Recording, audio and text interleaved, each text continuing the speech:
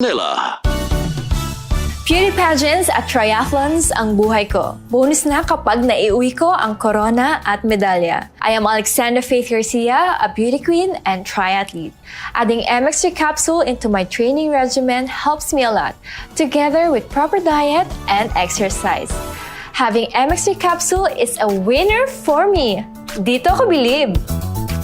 Mahalagang paalala, ang MX3 capsule ay hindi gamot at hindi dapat gamiting panggamot sa anumang uri ng sakit. MX3 capsule helps avoid pain discomfort. Iwas-iwas sa sakit. Pagbasa sa Aklat ng Kawikaan, Kabanata 11, Talata 1 hanggang 31. Kasuklam-suklam kay Yahweh ang timbangang may daya, ngunit kasiyahan naman ang timbangang tama. Kahihiyan ang laging dulot ng kapalaluan, ngunit pagpapakumbabay, nagbubunga ng karunungan. Ang tuntunin ng matuwid ay katapatan, ngunit ang masamay wawasakin ng kanyang kataksilan. Walang halaga ang yaman sa araw ng kamatayan, ngunit ang katwiran ay naglalayo sa kapahamakan. Mas panatag ang landas ng tapat ang pamumuhay, ngunit nabubuwal ang masasama sa sariling kabuktutan. Ang katuwiran ng mga matuwid ang nagliligtas sa kanya, ngunit ang masama ay bilanggo ng kanyang masamang nasa. Ang pag-asa ng masama ay kasama niyang pumapanaw. Ang umasa sa kayamanan ay mawawalang kabuluhan. Ang matuwid ay inilalayo sa bagabag, ngunit ang masama ay doon bumabagsak. Ang labi ng walang Diyos sa iba ay mapanira, ngunit ang dunong ng matuwid ay nagliligtas ng kapwa. Kapag ang matuwid ay pinagpapala, ang bayan ay nagagalak, ngunit higit ang katuwaan kapag ang masamay napapahamak. Dahil sa salita ng matuwid, ang bayan ay tumatatag,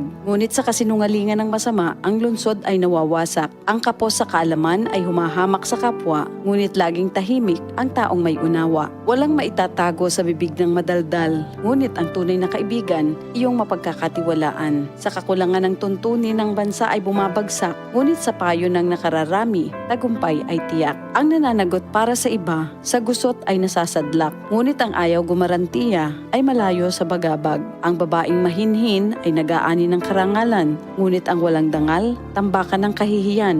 Lagi sa kahirapan ang taong tamad, ngunit masagana ang buhay ng isang masipag. Ang taong mabait ay nag-iimpok ng kabutihan, ngunit winawasak ng marahas ang sarili niyang buhay. Ano man ang anihin ng masama ay walang kabuluhan, ngunit ang gawang mabuti ay may pagpapalang taglay. Ang taong nasa matuwid ay makasusumpong ng buhay, ngunit ang landas ng masama ay patungo sa kamatayan. Ang kaisipang masama kay Yahweh ay kasuklam-suklam, ngunit ang lakad ng matuwid kay Yahweh ay kasiyahan. Ang taong masamay di makaliligtas sa kaparusahan, ngunit hindi maaano ang nabubuhay sa katwiran. Ang magandang babae ngunit mangmang naman ay tila gintong singsing sa nguso ng baboy. Anumang nais ng matuwid ay nagbubunga ng kabutihan, ngunit ang mahihintay lang ng masama ay kaparusahan. Ang taong mapagbigay ay lalong yumayaman, ngunit naghihirap ang tikom ng mga kamay. Ang taong matulungin sasagana ang pamumuhay, at ang marunong tumulong ay tiyak na tutulungan. Sinusumpa pa ng lahat ang nagkakait ng butil, ngunit pinupuri ang nagbibigay ng pagkain.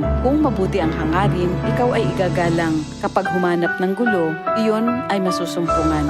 Malalantang tila dahon ang nagtitiwala sa kanyang yaman, ngunit ang matuwid ay giginhawa tulad ng sariwang halaman. Ang nagpupunla ng gulo sa sariling sambahayan, mag-aani ng problema, gugulo ang pamumuhay. Ang taong mangmang at walang nalalaman ay alipin ng matalino habang siya'y nabubuhay. Buhay ang dulot ng matuwid na pamumuhay at kamatayan naman ang hatid ng karahasan. Ang matuwid ay ginagantimpalaan dito sa lupa, ngunit paparusahan naman ang mga makasalanan at masasama. Ito ang salita ng Diyos.